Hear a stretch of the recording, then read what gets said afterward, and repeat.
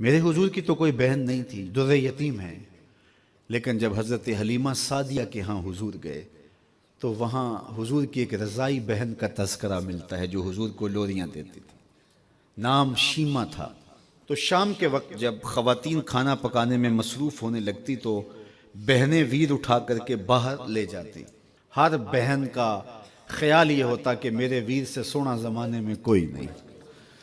کہتے ہیں خوبصورتی دیکھنے والے کی آنکھ میں ہوتی ہے، جس کے ویر کا رنگ سونا ہوتا تو وہ کہتی رنگ نہیں تو کچھ بھی نہیں ہے، اور جس کے نقوش تیکھے ہوتے تو وہ کہتی کہ رنگ کا کیا ہے، حسن تو نقوش میں ہوتا ہے۔ جس کی آنکھیں خوبصورت ہوتی وہ کہتی میرے ویر کی جھیل جیسی آنکھیں تو دیکھو۔ اب یہی بنو سعد کے محلے میں ہوتا، بچیاں اپنے ویر اٹھا کے لے آتی، ایک کہتی میرے ویر ورگا کوئی نہیں، دوسری کہتی میرے ویر جیسا نہیں۔ اتنے میں حضرت شیمہ اپنا ویر محمد اٹھا کے لے آتے اور دور سے ہی کہتی نہیں میرا ویر بھی آ گیا، تو سب کے سر جھک جاتے تو کہتی نہیں نہیں نہیں شیمہ تیرے ویر کا مقابلہ تو نہیں نا، ہم تو آپس میں بات کر رہی ہیں۔ اور پھر جب کسی بہن کے ویر کو متفقہ طور پہ ساری کہہ دیں کہ تیرا ویر ہی سونا ہے تو پھر اس کا فخر تردیدنی ہو نا، پھر ان کا ذوق آسمان کو چھونے لگتا۔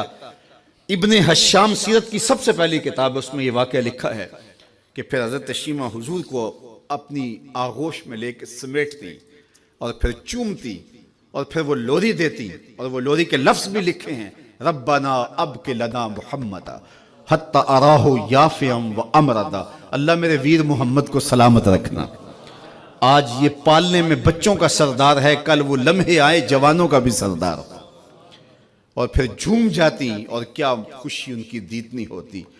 اور پھر وہ منظر بھی آیا کہ حضور علیہ السلام مکے چلے گئے اور یہ جوان ہوئی اور پھر ان کی شادی کسی قبیلے میں ہو گئی۔ آقا کریم نے اعلان نبوت کیا، 13 سال کا وقت کٹا اور پھر حضور مدینہ شریف چلے گئے۔ جب غزوات کا سلسلہ شروع ہوا تو جس قبیلے میں شیمہ کا نکاح ہوا تھا اس قبیلے میں مسلمانوں کے ساتھ ٹکراؤ ہوا تو اللہ نے مسلمانوں کو فتح عطا کر دی۔ تو اس قبیلے کے لوگ قیدی ہو کے حضور علیہ السلام کے غلاموں کے ہاتھوں گرفتار ہیں۔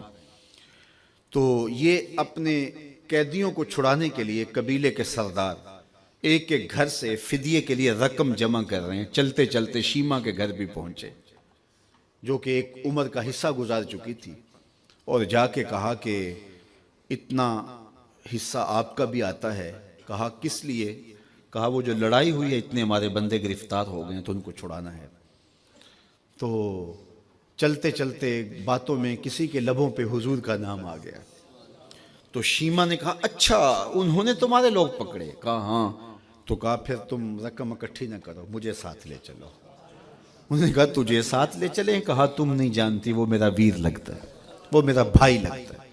قوم کے سرداروں کے ساتھ حضرت شیمہ حضور کے نوری خیموں کی جانب جا رہی ہیں اور صحابہ ننگی تلواروں سے پہرا دے رہے۔ یہ مکی دور تو تھا نہیں، یہ مدنی دور تھا۔ اور شیمہ قوم کے سرداروں کے لے کے جب آگے بڑھنے لگی نا تو صحابہ نے تلواریں سونت دی، رک جا اے دیہاتی عورت، جانتے نہیں آگے کوچہ رسول ہے، آگے بغیر اذن کے جبریل بھی نہیں جا سکتے، تم کون ہو؟ تو شیمہ نے جو لفظ کہے وہ لفظ نہیں ہے، اس نے کہا خلو سبیلی وَعَلَمُوا أَنَا أُخْتُ نَبِيِّكُمْ، میری راہیں چھوڑ دو، تم جانتے نہیں میں تمہارے نبی کی باجی لگتی ہوں۔ تلواریں جھک گئیں، آنکھوں پر پلکوں کی چلمنے آ گئے، راستہ چھوڑ دیا۔ حضور کے خیمہ نوری میں داخل ہوئی تو حضور نے دیکھا، پہچان لیا، اٹھ کے کھڑے ہو گئے۔ فرمایا بہن کیسے آنا ہوا؟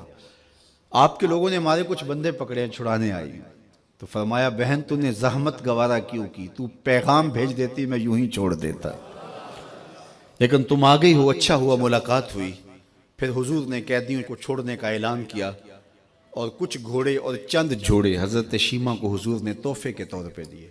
ویروں کے دروازے پر بہنیں آئیں تو ویر خالی تو موڑا نہیں کرتے، تو حضور نے بہت کچھ عطا کیا اور پھر رخصت کرنے خیمے سے باہر آئے تو صحابہ کی جماعت منتظر تھی۔ فرمایا صحابہ جب میں قیدی چھوڑا کرتا ہوں میری عادت تمہیں معلوم ہے کہ میں پہلے تم سے مشاورت کیا کرتا ہوں، آج ایسا موقع آیا کہ میں نے تم سے مشاورت بھی نہیں کی اور قیدی بھی چھوڑ دیے۔